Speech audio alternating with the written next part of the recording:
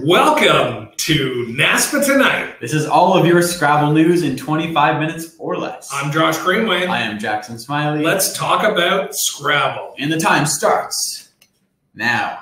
All right, so we're committed to going under 25 minutes. I know. This show. There's some high stakes this week. I have committed to donating $5 for every minute we go over. That donation is going to be made to Aerolith, everyone's favorite tool, as we figured out last week.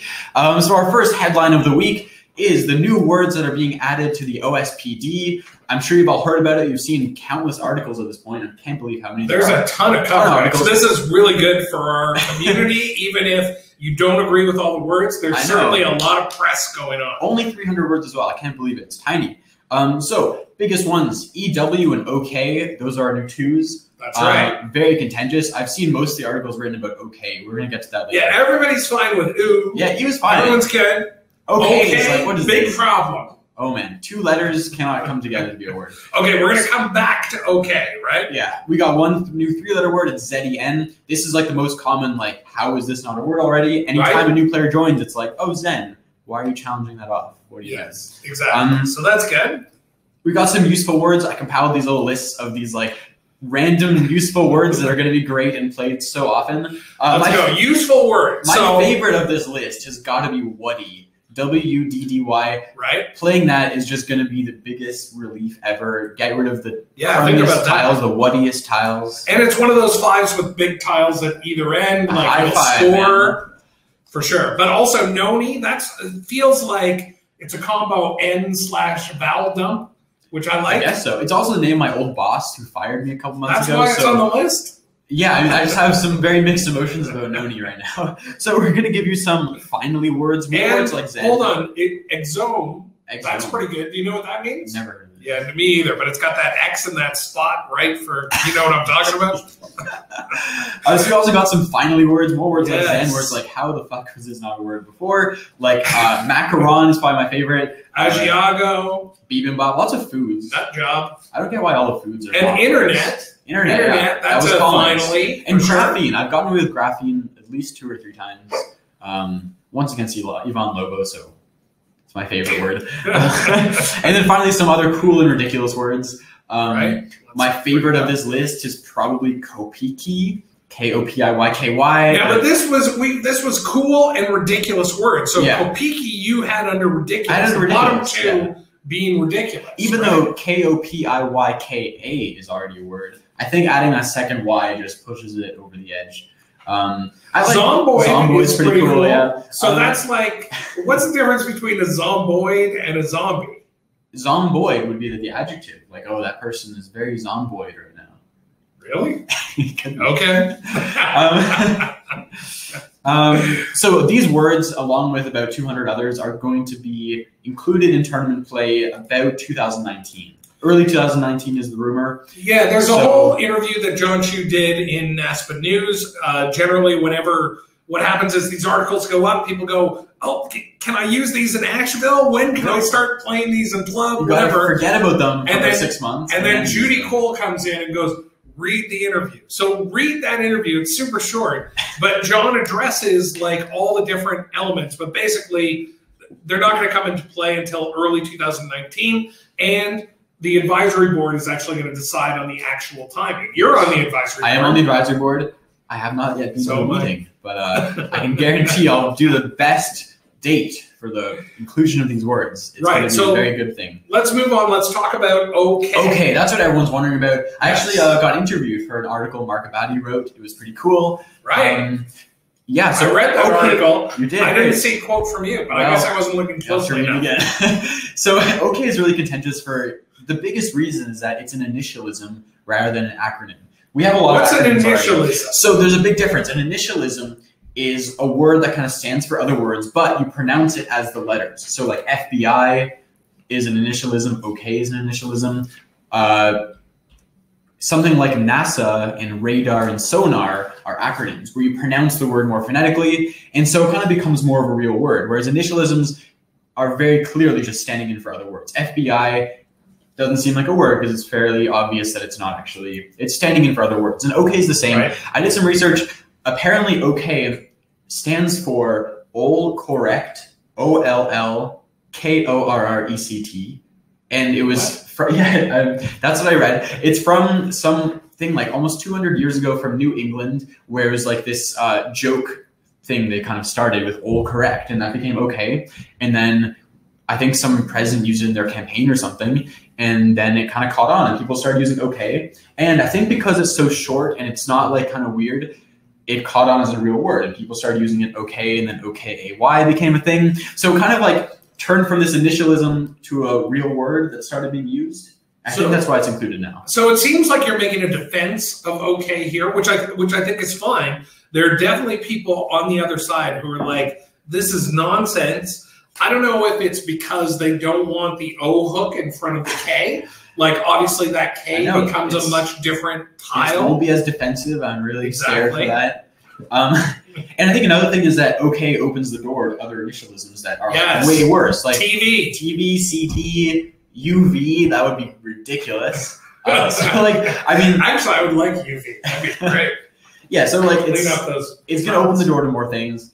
I'm generally a fan of it because of prescriptive versus descriptive dictionaries. I'm a very, very big fan of descriptive dictionaries. What this is a dictionary that reflects common usage rather than a prescriptive dictionary, which has its own like prescribed rules for what should be and should not be a word. I think the dictionary should just be based on what's actually used. We shouldn't worry about other random rules in here. Language evolves, right? That's the point. That's why we get new words in. But I can understand why people are up in arms about okay. For me, like, show me what words are good. I'll try to remember some of them, and I'm just going to keep playing Scrabble. But I know other people have much stronger opinions about this, which I respect. But I think at this point, I don't know. It's probably coming in unless there seems to be a process between the OSPD and then our OWL book. So could it be kibosh? I think it's coming in, I imagine. Okay. I'm kind of on your side, honestly. I don't really care about the words. Like, I think it's kind of interesting, but like, if you tell me something's a word, I'm going to play it. I'm not going to protest. I'm not going to sacrifice any points to protest. I can guarantee you that. So yeah, I mean, at the end of the day, like, it's just a word. It's pretty clear that it's like at least reasonable. It's not like CD. What do you think? Jason Hazard said OKS. OKS? How about OKs? Ox. That's a very uncomfortable thing. Yeah, so I don't know if that's going in or not, but that's going to be interesting to see because I think OKS is in OSPD, but it may not make it over to OWL. We'll see. But again, I'm not exactly the expert. I also want to throw out to Heather, who asked for a link to the article with John Chu. I'm going to comment on that once we finish the show, so take a look back on the post and you'll be able to find that. Or if someone else is enterprising enough to throw a link up there, that would be awesome. So, anything else about OK? I'm ready to accept it. I'm ready to play it. I can't wait to overlap the K more than it already does. So we're going to move over to tournament talk. All right. This past week, we predicted a couple tournament results. The first of which was Bedford, Texas. Yes, I predicted Chris Cree. You predicted Ori. It was Matt Koenig. Matt has this habit. He's been chirping. It's weird because this is the first tournament he has won. This first major tournament he's won in Texas in 4 years, and he's getting on our case for not predicting him. It's like, what do you expect? This guy never wins Texas He was like, "There's no love for me." Anyway, and then we have Regina. Both of us were wrong. Michael Liu. I know he was the chalk pick for me, but I went took the out of town play. He was the number 2 pick. And I went with number 3. And then we have Kaladin. We're both wrong. Yeah. You picked Josh Sokol. He didn't even play, though, because he couldn't find a ride in the morning. So we played the Nightbird instead. Those are the worst predictions. So I think we got to go geography-based. Do they have a plane ticket? I know. Is it in their house? Like, that's what makes it a safe bet. There's already at church that day. Like, solid things. Rodney, congratulations. Matt, Michael, and Rodney, congratulations to you. Absolutely. Also, congratulations to Matt for finally winning a tournament that's not in Ontario. He has this nasty habit of coming up here, being a fuckweasel, and just winning all of our money instead of in Texas. I don't know why that's 2 F-bombs so far. Okay, let's move on to what we are predicting, which is we're both going to Shediac this weekend. There are a bunch of people going to Shediac. We're going to show you the top 16 in TWL. And I think what's interesting about this list is you're at the top I'm at the bottom. That's how it should be, isn't it? Now, here's what we talked about in terms of a prediction this time. First of all, let's do this. No. So in terms of prediction, we're each going to pick 2 people because there is a final 2 kind of designation here, right? Yeah. So there's a finals in Shediac. It's kind of cool. They do a 2-game finals, which is very rare because usually it's like best of 3 or best of 5. But Shediac always does a best of 2. So it's very spread based. So it kind of changes the strategy a bit. I've been fortunate enough to be in the finals the last 2 years. So I'm really hoping to defend there. So Josh, why don't you kick it off? Who do you think? So we're gonna do a different kind of style for the prediction. We each predict the winner and the second place person. If we pick the winner right, we get 2 points. If we pick the second place person, we get 1 point. Hold on, we're both picking 2 people. Exactly. And if the winner is in those 2 people, you get 2. If the runner-up is in those 2 people, you get 1. Oh, that's so this could be a 3-point swing. All right. So I'm behind. You got to go I'm first. going to pick first. Who's it going to be? Now, you've won this twice in a row, is that right? I won 2 years ago and I came second last year. And you lost to who? I lost to some guy named Cesar. Oh, yes. Okay. This is, normally I do not pick you for any of the tournaments. I am picking you reluctantly for this one. Bold move. I'm going to go with Adam Ginsberg. Okay, and then I am going to take, I'm going to take your buddy. I'm going to take Sokol. So you think it's a Jackson-Josh finals? I'm just trying to block your picks, so maybe throw you off. What I love about this tournament is that the top 5 seeds are all from different states and provinces. I think it's really cool. I love seeing that. So I have California. The bottom 5 are all from Ontario. So okay, I have California right now. I'm going to go with Alberta. I'm going to take Eric Tran. Okay. Sorry, Cesar, we don't think you're going to defend, but we love you.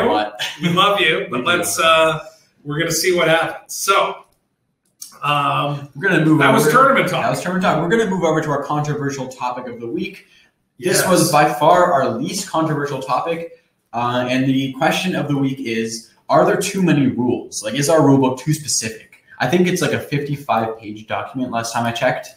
Right. So it's pretty intense. It gets really specific. We said, are there too many rules? Are there too few rules? And then normally what we try to do is make these closed polls. Yeah. And you forgot to make it a closed poll. Someone snuck in there. So one person snuck in and said, are the rules just right? That kind of Goldilocks answer, and you deleted it. And then someone else snuck in and did another Goldilocks answer, and you, I think, went to sleep, and then there were like 30 votes for it. It cleaned up, yeah. So most people actually think that the rulebook's about right. I think they're just too lazy and just don't really want to change it because it's a pretty big process. And the other thing is... Oh, yeah. Well, it's a lot of work. Oh, yeah. And we have a whole rules committee. We do. Put them to work.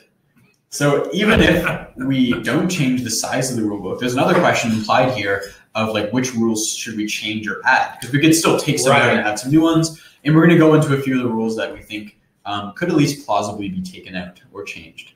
Obviously, you're on the side of there are too many rules. I was. Yeah. I usually think like we don't need to be ridiculous and pedantic. We can just have a short book that we can actually memorize. Yeah, I've seen some, actually, our guest from last week, Kenji, had a really nice piece on this where he talked about how the size of the rule book or the number of rules, it sort of hinders the amount of kind of flow or fun, or hopefully I'm recapping that right. But it's a pretty persuasive argument. But at the same time, considering the way we decentralize directors and the way we set them up, the way we confirm them, that kind of stuff, I tend to think probably we have the right size, could be made better. Right.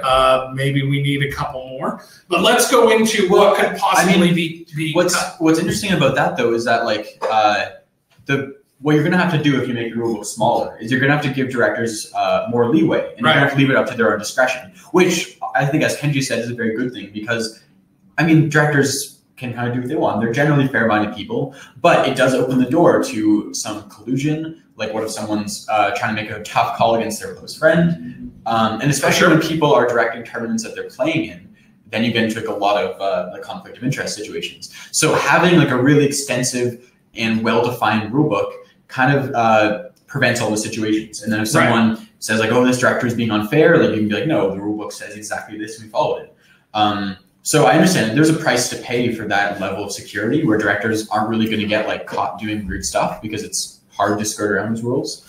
But yeah. And that's one of the things that NASPA does really well is sets up the confirmation of these directors. And one of the things they put in a few years ago was this director apprenticeship model, which I think is working really well. Now, I'm a director. I've been your apprentice for like 2 years now. I'm ready to be so I've asked you to complete some tasks, and you haven't done that. But anyway, I didn't want to make this personal. You're the one making it personal. But John Chu was my mentor director. And probably one of the happiest times I remember was after finishing this Mike Wise tournament up here, was John making a public post saying, you know, this is one of the best things we've done in NASPA for both sides of the equation, both the mentor and the mentee. Yeah. And it was like, oh my God. I think it was pretty good. Yeah. So anyway. So about this rule stuff, one of my biggest reasons that I would want to have fewer rules is that there's a lot of rules we have right now that are pretty hard to enforce. Like the biggest one that comes to mind is coffee housing.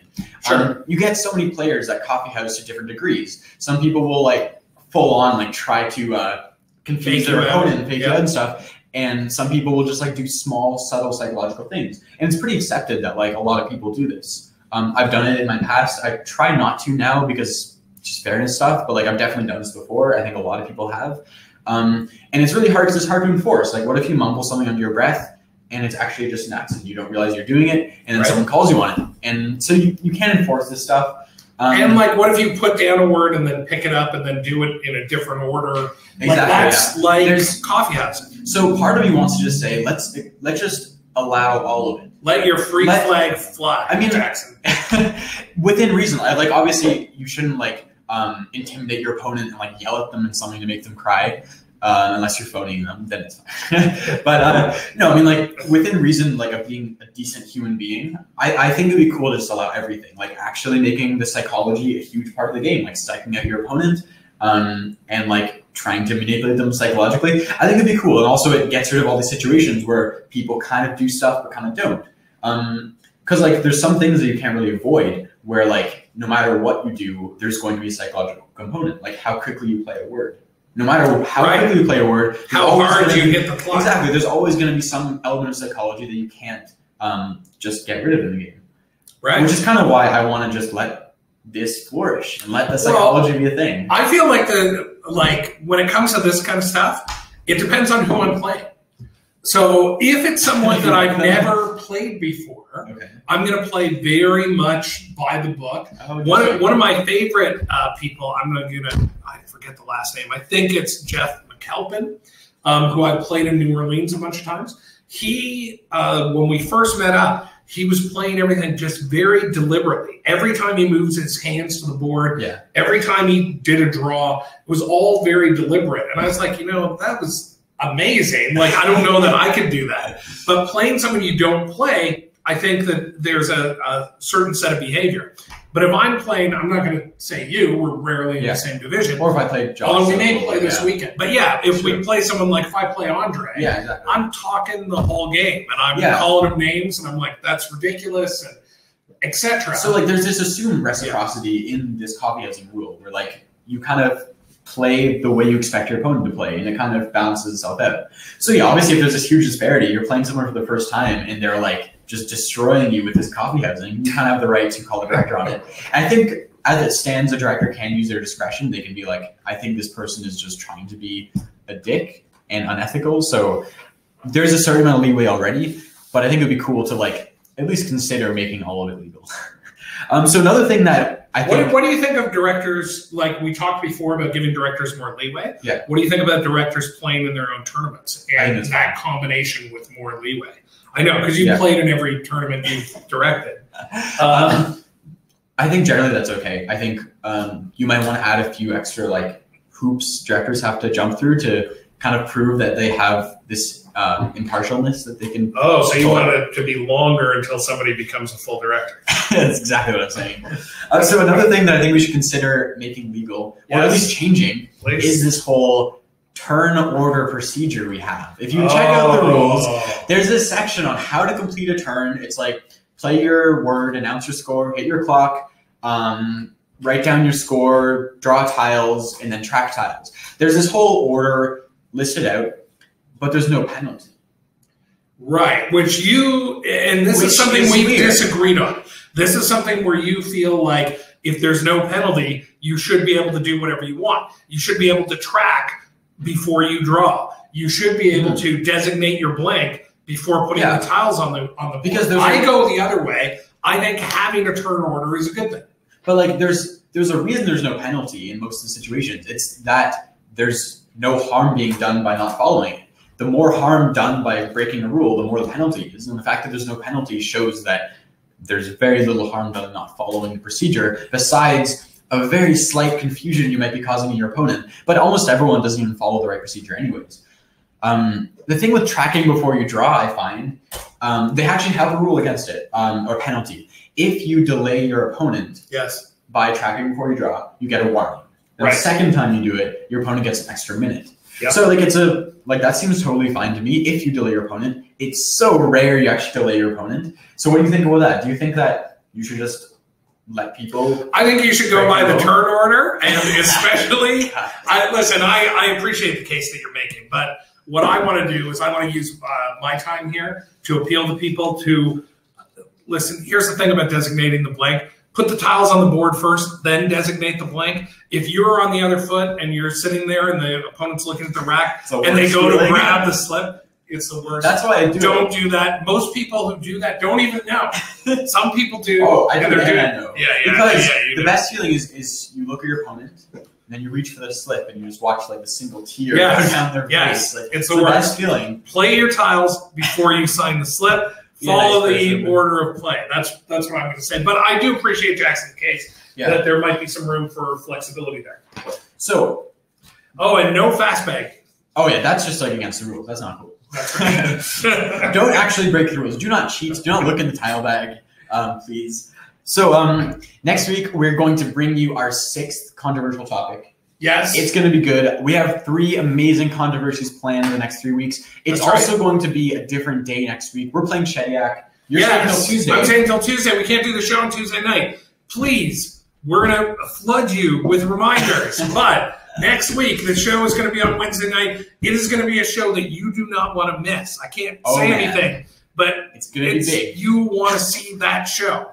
So we got some birthdays to announce. We want to say happy birthday this past week to Melissa Ratson, to Jason Lee, Michelle Davis, Jerry Martin, Randy Maya, Jesse Day, Stuart Brody, Patty Hawker, and Mr. Hasbro, Kevin Bellingcoff. Yeah, absolutely. Happy birthday. We appreciate all of you guys who watch, comment, like, share. If you're enjoying this show, let other people know about it. And we especially love our birthday baby bingos. So we stuck to our word. The time is currently 1:53. Yes. And Ben We've got a bit of business. Ben Schoenbrunn promised that if we did not go over time, we would pick 2 tiles out of the bag for him. He would donate $2 for every point.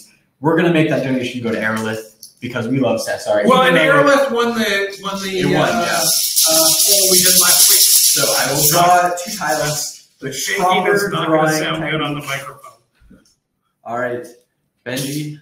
Here we go. What do we got? We got EV, which makes $10 $10 to Aerolith. That's exciting. Cesar is eating well tonight. Yeah, stop fooling around with the tiles. They sound terrible on mic. Thank you, everyone, for tuning in for this episode. Really absolutely. We'll see you next week, Tuesday at 9 o'clock. Wednesday at 9 o'clock. Support your local directors. They're working hard to make a good time for you. Have a good night and play some Scrabble. All right. And we're on Twitter tonight. Retweet us.